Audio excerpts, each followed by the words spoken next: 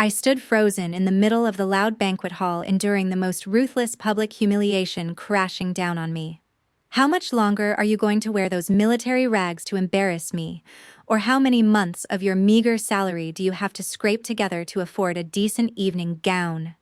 My awful husband hissed through his teeth, intentionally raising his voice so all the wealthy guests at our table could hear. My stomach churned with nausea at the smell of his expensive cologne, mixed with acrid cigar smoke, while my 10 fingertips gripped the edge of my old leather purse so hard that 3 nails dug straight into my palms, drawing blood. I knew perfectly well that over by the corner bar, my brother-in-law was pointing his phone camera straight at me, secretly recording to prepare for a smear campaign on anonymous forums. But they had no idea this blind arrogance was about to pay a heavy price. "Try mocking me one more time. I dare you." I gritted out every word, my voice quiet and freezing cold, completely overpowering his fake glamorous facade. Before I tell you how I used my digital forensic expertise to peel back every layer of his deceptive mask and legally dismantle his career, take a second to like this video. And let me know in the comments where you're watching from and what time it is.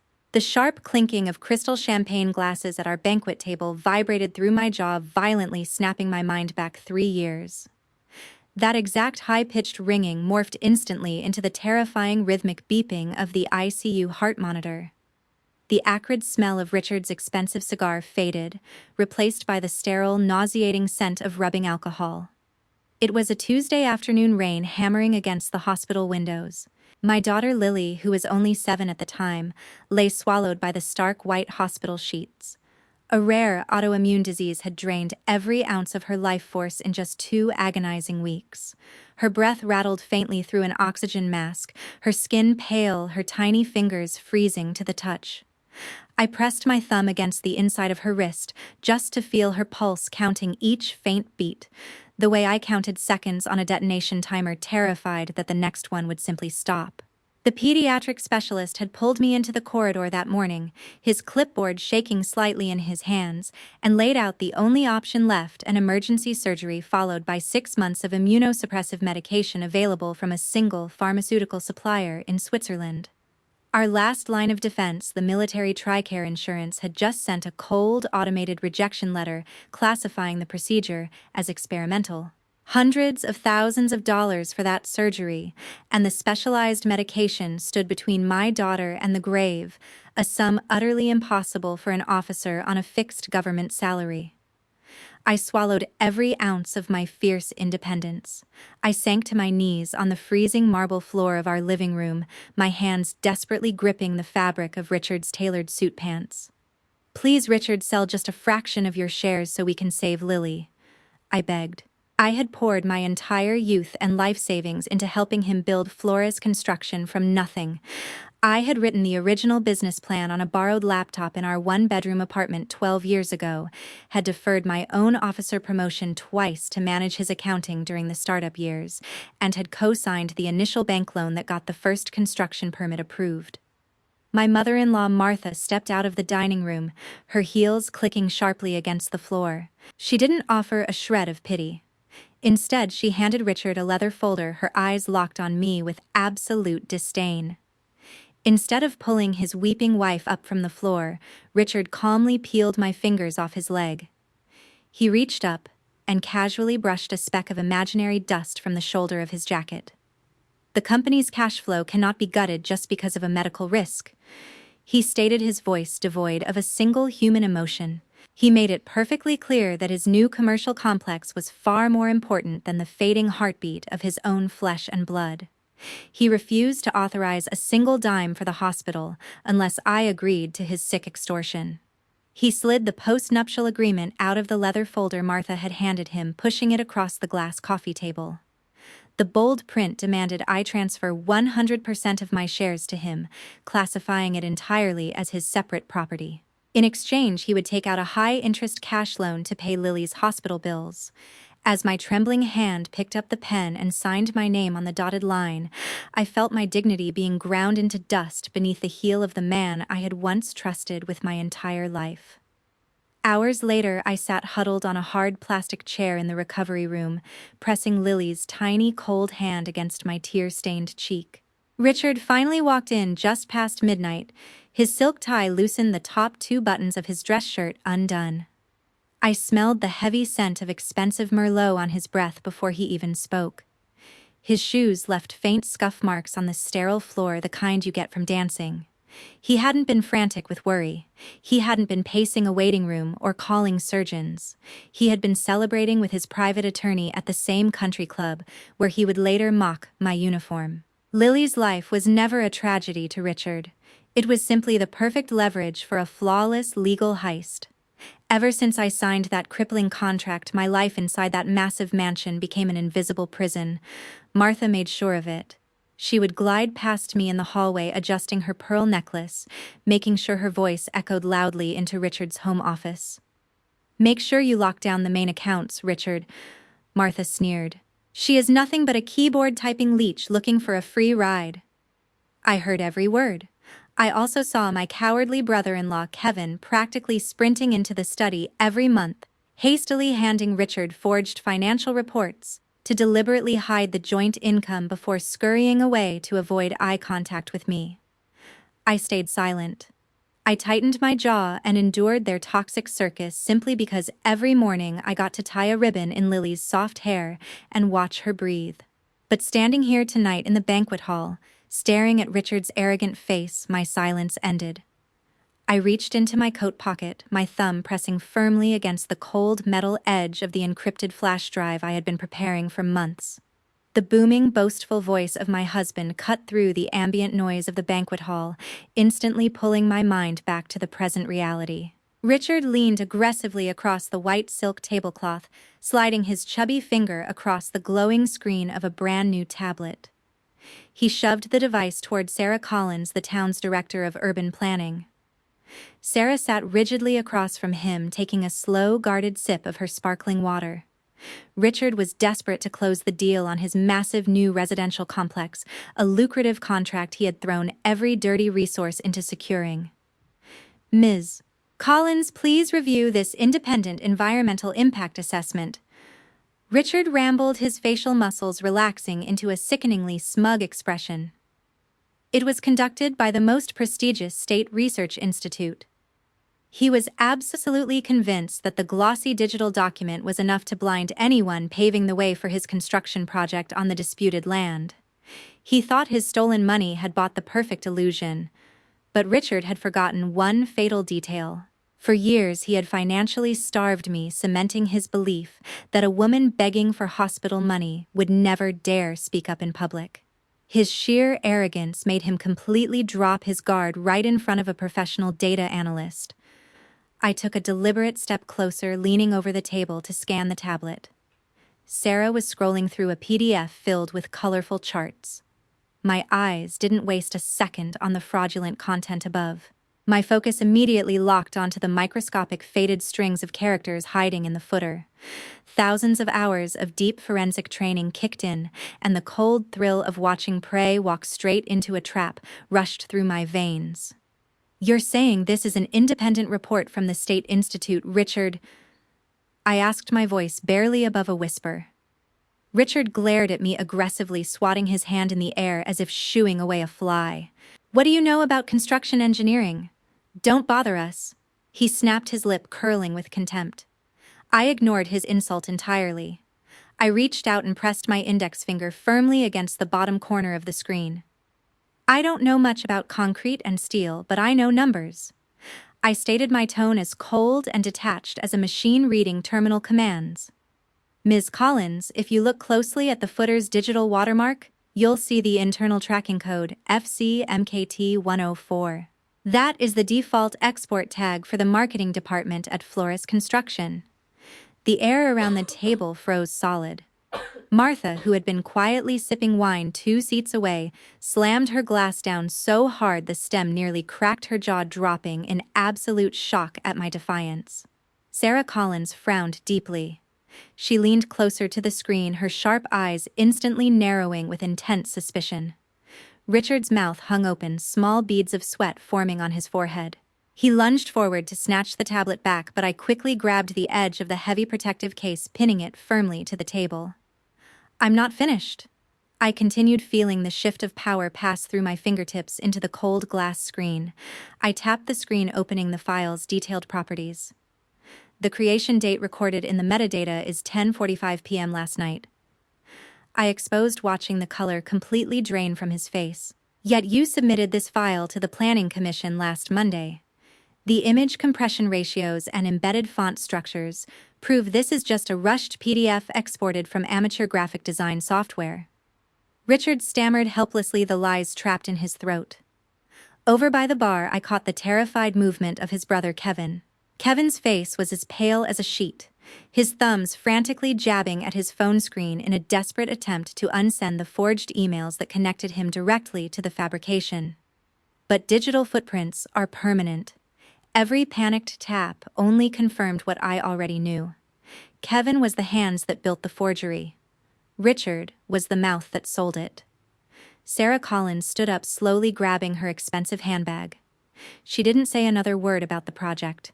She simply shot Richard a look of absolute disgust, nodded respectfully to me, and walked straight out the front doors of the banquet hall into the cold autumn air. The biting autumn wind swept through the sparse parking lot of the Oak Ridge Club, carrying the dry rustle of dead leaves across the asphalt. I leaned against the rusted fender of my old sedan, crossing my arms to let the cold seep through my military coat. Inside the banquet hall, just 15 minutes earlier, Richard had completely lost his composure. Through the thick, tempered glass doors, I could easily see his face flushed dark red. He was waving his arms aggressively, ordering Thomas Hayes, the hall manager, to call security and throw me out. Richard slammed his fists on a table, threatening to cancel his VIP membership and smear the club's reputation. But Thomas, a man in his 50s with a calm, stoic demeanor, simply clasped his hands behind his back and shook his head in flat refusal. Thomas knew exactly who the real disruption was. His quiet, unshakable defiance was a silent alliance that Richard's arrogant mind could never comprehend. The rhythmic clicking of high heels against the concrete snapped my attention away from the glass doors. Sarah Collins stepped out from the shadows, her expensive cashmere coat wrapped tightly around her slim frame. She stopped 2 feet away from me, flipping open her crocodile leather purse to pull out a cigarette.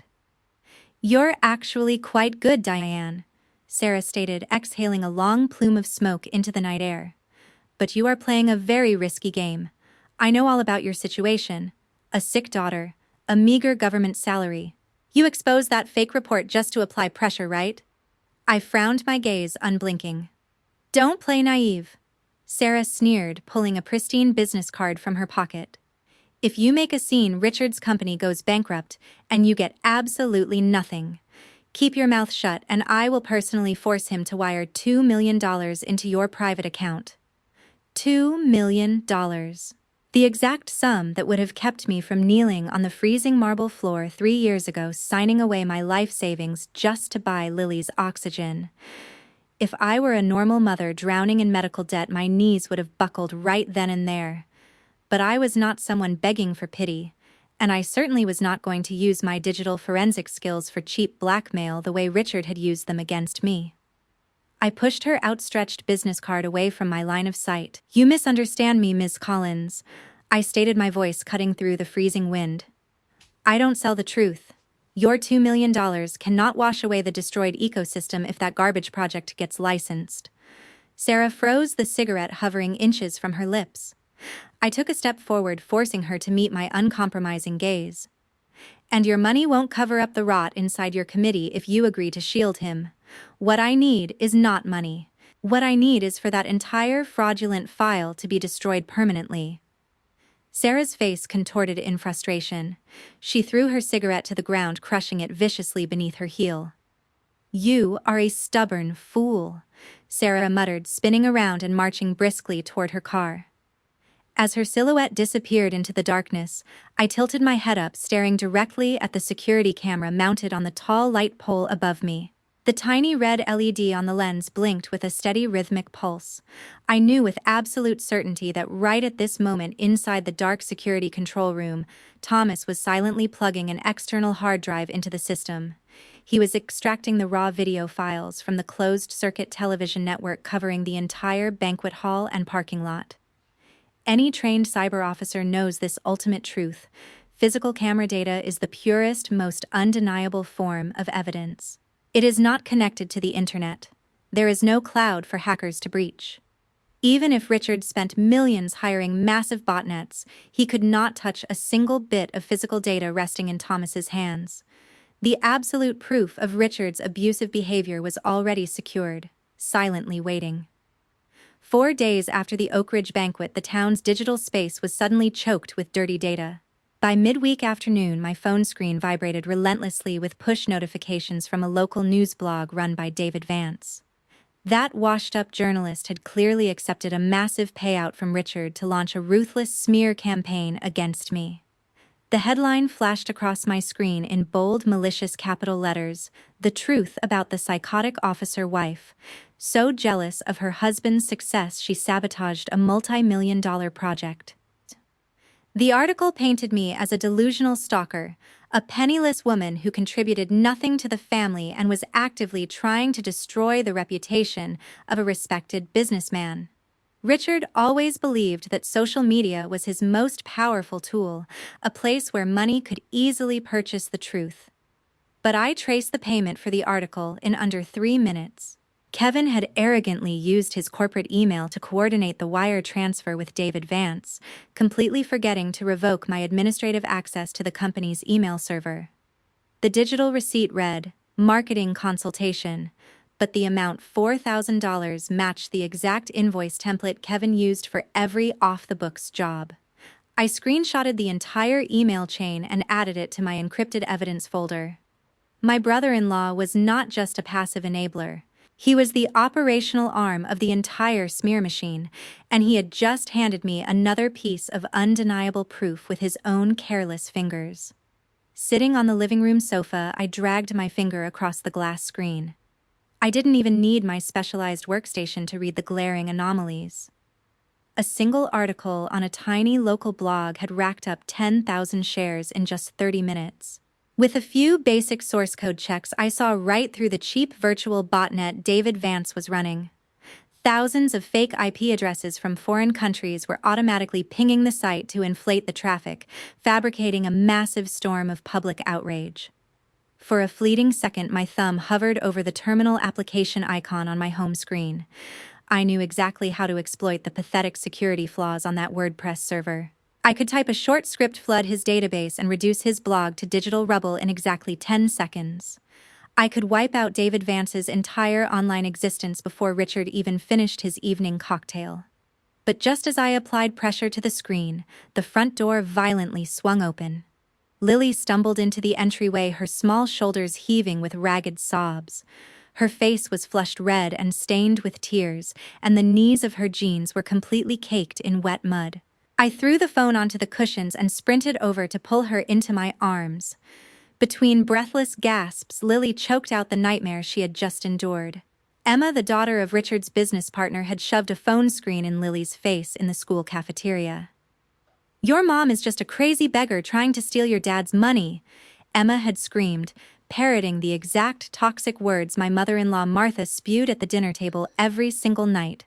Terrified and humiliated, Lily had run out of the schoolyard, tripping and falling hard in the dirt, while the other children laughed. As I held my trembling daughter tightly against my chest, a surge of raw rage threatened to consume every disciplined instinct I had. My husband had used our own child as a sacrificial pawn in his twisted public relations scheme. My eyes darted back to the phone glowing on the sofa. Permanently destroying David Vance's server right now would be effortless. But I stopped myself. I gently stroked Lily's tangled hair, carefully wiping the mud and tears from her cheeks. As a disciplined officer, I had sworn an oath to protect digital infrastructure. Abusing network access for a personal vendetta would make me just as criminally corrupt as Richard. More importantly, I had to set an example for the little girl clinging desperately to me. I looked deep into her swollen eyes, grasping her small shoulders. "Every rumor out there is a lie," I told her, keeping my voice incredibly steady, pushing down the urge to scream. Those who use deception to bully you will pay the price before the law. I left the phone untouched on the sofa. My silent restraint was the ultimate tactical cover, keeping Richard completely unaware of the lawful, undeniable evidence I was preparing to unleash. At exactly 2:15 p.m. the following week, the air inside the quiet cafe on the outskirts of town felt incredibly thick as I opened my personal laptop. Sitting across from me, Sarah Collins kept her arms tightly crossed, her horn-rimmed glasses sliding down her nose to reveal eyes filled with deep suspicion. My warning about the fake environmental report days earlier had planted a massive seed of doubt in the planning director's mind. After the smear campaign exploded across town, Sarah had secretly downloaded Richard's original project files from the committee's secure server. She pushed a cold metal USB drive across the wooden table, the tiny device scraping against the grain like a blade. "I need you to look at something," Sarah said. Her voice strained, her fingers nervously tapping the rim of her untouched coffee cup. "There is a spousal consent form in the file allowing Richard to mortgage your only joint land property. It has your signature submitted last month. If he faked the environmental report, I'm afraid." She didn't need to finish that sentence. I plugged the USB into my laptop and opened the PDF file containing the consent form. To the naked eye, my signature in blue ink sat perfectly in the bottom corner, the curves looking absolutely flawless.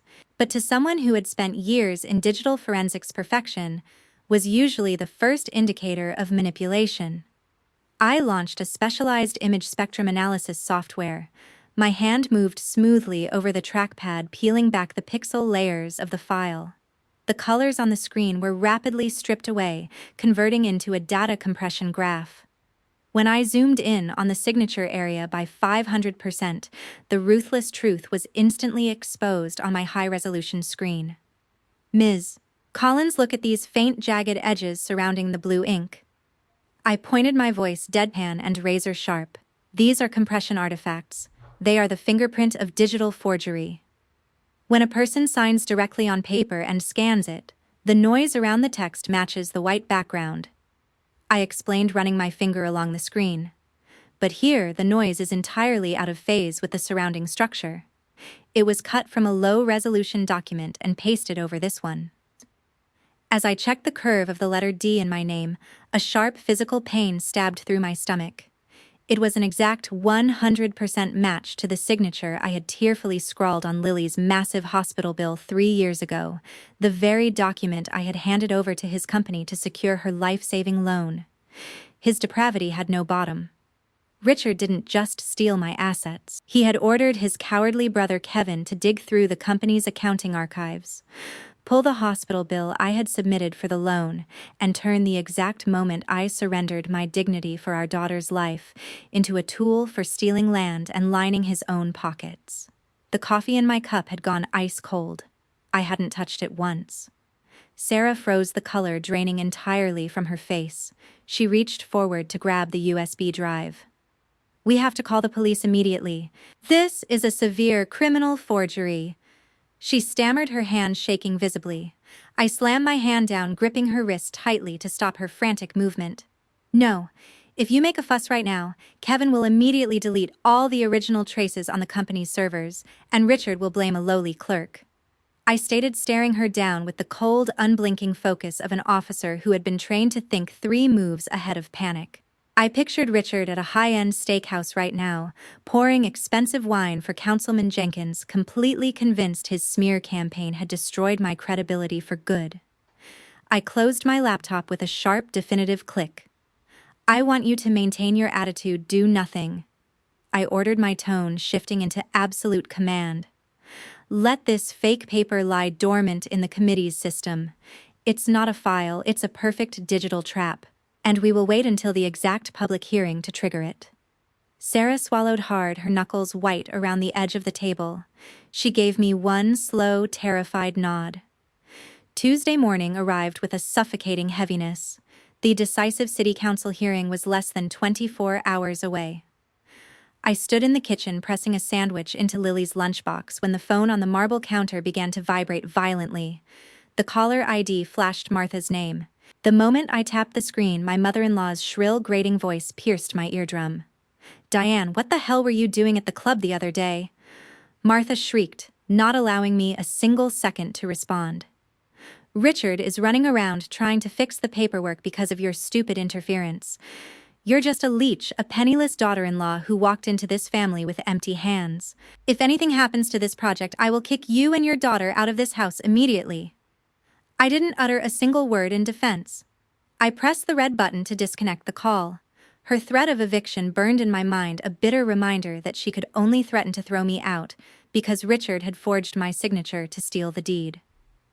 The clock on the kitchen wall ticked past 3:30 p.m. The yellow school bus was already 30 minutes late. The protective instinct of a mother fused with the analytical paranoia of a trained cyber officer instantly took over. I pulled up the GPS tracking software linked to Lily's smartwatch on my phone. The digital map loaded, displaying a small red dot representing my daughter. She was not on the main road where the bus usually stopped. The dot was moving erratically and at a sprinting pace down the narrow dirt alleyway behind the elementary school. I grabbed my car keys off the hook, my pulse hammering against my ribs. I threw the front door open, ready to sprint to the car, but I didn't even make it past the porch. Lily crashed straight into me. She was panting wildly, her forehead slick with cold sweat. Her backpack slipped off her shoulder, hitting the porch floor with a heavy thud. Both knees of her school uniform pants were badly bruised and scraped raw from a hard fall on the asphalt. She threw her arms around my waist, trembling so violently I could feel her heartbeat slamming against my hip. I dropped to my knees, wrapping my arms tightly around her small, shaking frame. "Mom, Uncle Kevin." He blocked me at the school gate. Lily choked out between heavy sobs, her tiny fingers digging desperately into the fabric of my shirt. He said, "If your mom goes against your dad tomorrow, she's going to prison, and you're going to an orphanage. Don't go to prison, Mom." A sickening chill rushed through my veins, quickly replaced by a surge of pure, freezing rage. That cowardly piece of trash had actually ambushed a 10-year-old child at the school gates. He had deliberately used a little girl's deepest fears to mentally break me into surrender. As Kevin had scurried away from the school and slunk back into his luxury car, he undoubtedly believed his filthy intimidation tactic had worked. He thought he had successfully terrified the so-called leech of the family into permanent silence. He was dead wrong. Every ounce of tolerance I had maintained to preserve the illusion of a functional family was instantly incinerated. As I held my weeping daughter in the hallway, my right hand slowly closed into a tight fist. Crushed inside my palm was the official city council summons demanding my presence at tomorrow's environmental hearing. The thick paper crumpled until the printed ink smeared against my skin. The chilling, hyper-focused state of a trained cyber officer fully activated in my mind, locking out all fear and all hesitation. They had pushed me into a dead end, banking on my maternal panic to shield their corporate fraud. I kissed the top of Lily's head, my jaw setting into stone. The time for hiding behind polite warnings and legal technicalities was over. They had crossed the absolute final boundary by targeting my child, and tomorrow morning they were going to face the full, relentless force of the truth. Darkness gradually swallowed the house. After carefully disinfecting and bandaging the scrapes on Lily's knees, I sat by her bed until she finally fell into a restless sleep. I retreated to my own bedroom and pulled an old suitcase from under the bed. I started folding our simple clothes and tossing them inside. For a brief moment, the sheer physical exhaustion of being an invisible shadow inside this mansion for 3 years made my chest ache so deeply I could barely breathe. A fleeting thought crossed my mind. I could just pack the car, drive away tonight, file for divorce from a distance, and leave that awful husband to rot in his own forged paperwork. I just wanted to spare Lily from the immediate toxicity of this household, not even wanting to wait for the public hearing tomorrow morning. I picked up my crisp green military uniform, preparing to fold it into the bottom corner of the suitcase, ready to surrender the fight and disappear. The soft creak of the floorboards in the hallway broke the heavy silence. The bedroom door pushed open slightly and Lily tiptoed into the room. She was clutching her worn-out teddy bear tightly against her chest with one arm. She didn't say a single word. She just walked up to me, handed me a piece of printer paper folded into quarters, and silently turned around to go back to her room. I unfolded the paper under the dim yellowish glow of my bedside lamp. It was a crude drawing done in heavy wax crayons. It depicted a mother figure wearing a green military uniform holding hands with a little girl. But the figure standing next to them made the breath catch in my throat. The father figure had been completely and violently blacked out. Lily had pressed the black crayon into the paper so hard and with so much force that the page was nearly torn through. 3 years of fear and confusion poured out through those angry, jagged scribbles of a child who had finally drawn the truth the adults refused to speak. I flipped the drawing over. There, written in the wobbly, rounded handwriting of a 10-year-old, were 7 words that hit me harder than any physical blow I had ever taken. Don't let Dad bully Mom anymore. Those 7 words acted like a bucket of ice water dumped over my wavering resolve. A 10-year-old child had seen straight through the fake peace I had sacrificed everything to maintain. If I silently rolled my suitcase out the door tonight, I would be teaching her that abusers get to trample over the innocent and comfortably enjoy their stolen wealth. I would be teaching her cowardice. I could not let Lily grow up carrying the belief that her mother surrendered to a bully. I gently placed the drawing flat on the glass nightstand. I reached into my desk drawer, pulled out the pre-printed military transfer request to another state, ripped it directly in half, and threw both pieces into the trash can. I flipped open the lid of my personal laptop. The blue light illuminated my hardened expression. My fingers flew across the keyboard, rapidly establishing an encrypted end-to-end secure channel. I pressed the Enter key, sending a direct terminal message to Sarah Collins and Thomas Hayes simultaneously. Upload the unedited CCTV file to my secure server now, and authorize my login access to the City Hall presentation system. I typed, my jaw clenched tight. We strike at 9:00 a.m. A green confirmation checkmark instantly appeared on my screen from both recipients. Meanwhile, just on the other side of the thin drywall, Richard was snoring loudly in the guest bedroom. He was curled up under an expensive wool blanket, a blanket bought with the exact money he stole from my shares when Lily was lying motionless in the ICU 3 years ago. He was undoubtedly dreaming about tomorrow's groundbreaking ceremony, completely blissfully blind to the digital noose I was slowly tightening around the neck of his career. Tonight was going to be the absolute last peaceful night of his life. Wednesday morning arrived, and the main hall of City Hall was packed to the brim with reporters, investors, and local politicians. Under the bright fluorescent lights, Richard stood confidently at the speaker's podium, casually adjusting his expensive silk tie. He locked eyes with Councilman Jenkins and delivered an eloquent, booming speech about the macroeconomic benefits his new residential complex would bring to the town.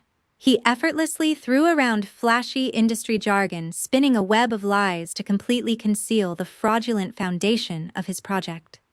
Martha sat in the second row, her chin lifted with practiced arrogance, her designer bag perched on her lap like a trophy.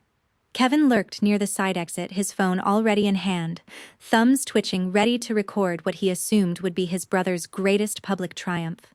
Richard paused for dramatic effect, letting the applause from his paid supporters wash over him like confirmation of his own genius.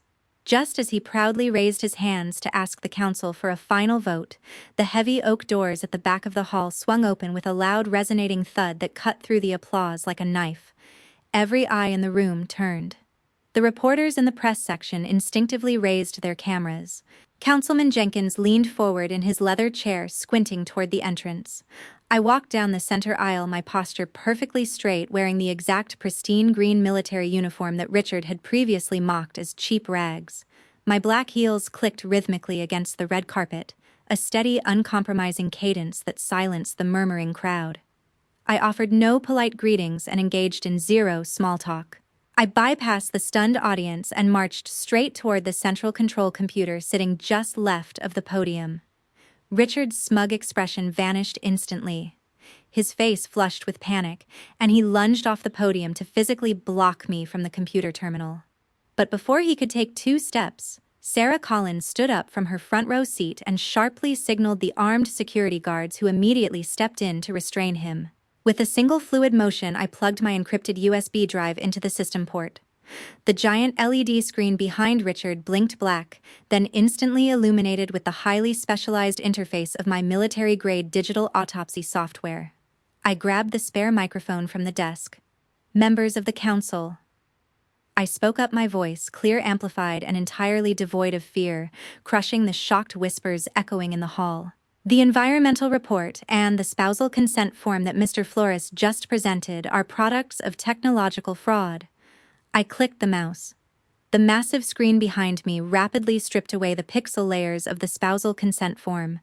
The compression artifacts around my blue signature glowed bright red, placed side by side with a scan of Lily's hospital bill from 3 years ago.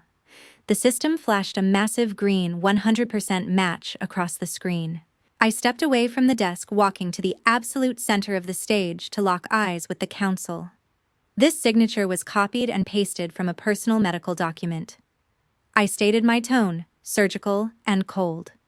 The silence in the hall was absolute. A collective gasp rippled through the audience. I didn't pause to let them recover. With another swift click of the remote, the screen transitioned to the environmental report Richard had just praised moments earlier. The metadata panel expanded massively across the LED board, highlighting a single string of numbers in bright yellow. Furthermore, the embedded digital watermark on this so-called independent environmental study perfectly matches the internal tracking code of the marketing department at Flores Construction. I announced, letting the undeniable data speak for itself. The room erupted into chaos. Richard's face twisted into a mask of pure, unhinged desperation. He slammed both his fists down onto the wooden podium so hard the microphone screeched with feedback. "That's slander. She's manipulating data to smear me. Shut that screen off immediately." Richard screamed at the top of his lungs, desperately looking toward Councilman Jenkins for salvation. But the councilman was already pushing his chair back, physically distancing himself from the toxic fallout. Richard was trapped, squirming under the blinding light of the truth he had spent years burying. Before the security guards could even reach the power cord to cut the feed, a new video window automatically triggered on the screen. It was the raw, unedited CCTV footage from the Oak Ridge Club banquet, Thomas Hayes's physical hard drive data that no amount of money could hack or erase. The high-definition video showed Richard's face contorted in rage, pointing his finger at me while screaming vile, degrading insults about my salary and my uniform in front of a room full of wealthy guests. The crystal-clear audio of his abusive rant echoed through the silent City Hall chambers. A female reporter in the third row covered her mouth with her hand. An elderly councilwoman slowly removed her reading glasses and placed them on the desk, unable to watch any further. The very military rags he was mocking in that video were exactly what I was wearing right now, standing tall on this stage, systematically dismantling every lie he had ever told. The irony was so sharp it could cut glass, and every single person in that room felt it. I slowly lowered the microphone and looked out at the front row. My mother-in-law, Martha, was visibly hyperventilating. Her face drained of all color as she slumped deep into her chair, her manicured hands trembling violently as she clutched her designer bag like a lifeline. Over by the emergency exit, Kevin was sweating profusely, his phone dangling uselessly from his fingers. Instead of staying to defend his brother, the cowardly forger took one terrified step backward, slammed his body against the crash bar, and sprinted out the door into the street.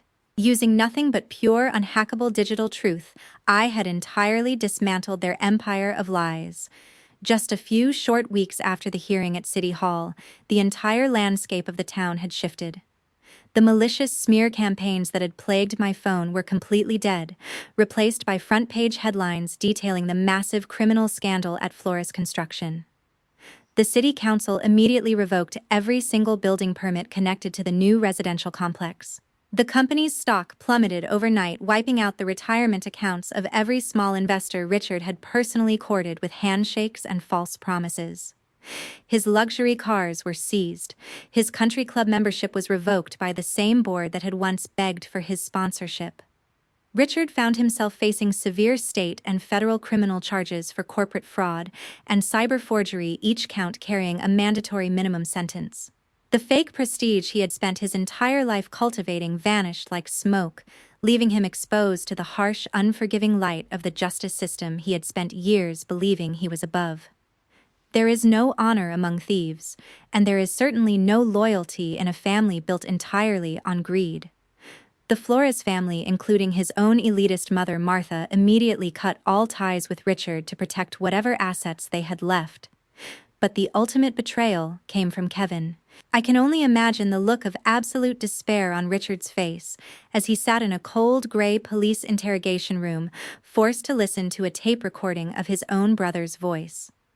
Kevin had cowardly struck a plea deal to save his own skin. On a cold Tuesday morning, he sat in a plastic chair across from two federal investigators, his expensive loafers tapping nervously against the linoleum floor, and methodically detailed every single one of Richard's forged documents and illegal financial schemes to the detectives, in exchange for a reduced sentence. He handed over backup files from his personal laptop. Dates amounts the names of every clerk Richard had bribed to look the other way. The parasites were finally cannibalizing each other, proving beyond any doubt that their so-called family bond was never anything more than an illusion built entirely on money and mutual exploitation. Because the court obtained irrefutable proof that Richard had used extortion and fraud to force the post-nuptial agreement 3 years ago, a judge officially voided the contract in its entirety. I legally reclaimed my 50% ownership of the company's remaining liquidated assets. It was money I had rightfully earned, money I had poured into that company, long before Richard decided to treat me like property instead of a partner. I didn't waste a single day filing the divorce papers legally and permanently slamming shut the door of that toxic marriage. The very first thing I did with the recovered funds was establish an ironclad educational trust for Lily, ensuring that my daughter would never ever have to beg anyone for her survival, the way I was forced to beg on that freezing marble floor. Life finally belonged to us again. On a crisp Sunday morning, Lily and I walked hand in hand through the local park, the warm, golden sunrise filtering through the autumn trees. I watched her run ahead and laugh, a genuine, carefree sound that filled the open air the way the ICU heart monitor had once filled that sterile hospital room with dread. 3 years ago, I had pressed my thumb to the inside of her tiny wrist and counted each pulse, terrified it would stop. Now her cheeks were flushed with life, her legs strong enough to sprint circles around the old oak tree. She turned back, waving at me with the same small hand that had once handed me a crayon drawing of a blacked-out father and 7 words that changed everything. I wore my civilian clothes, but the unyielding discipline and dignity of a cyber intelligence officer remained etched into my soul. I had survived their darkness, relying on truth and absolute resilience. While Richard stared at the concrete walls of a holding cell stripped of everything he had stolen, I looked out at the open sky, finally breathing free. The truth always leaves a digital footprint, no matter how much money is spent trying to erase it. Never let anyone convince you that your sacrifices make you weak. True resilience is built in the darkest moments. The strongest boundaries are the ones we draw when we finally realize our own worth. Have you ever had to walk away from a toxic situation to save your own peace? How did you find the strength to finally say, enough is enough? Leave your story in the comments below, because someone reading might need your courage today. Please like this video if you agree. I'm Bronte J. Thank you so much for watching, and I'll see you in the next story.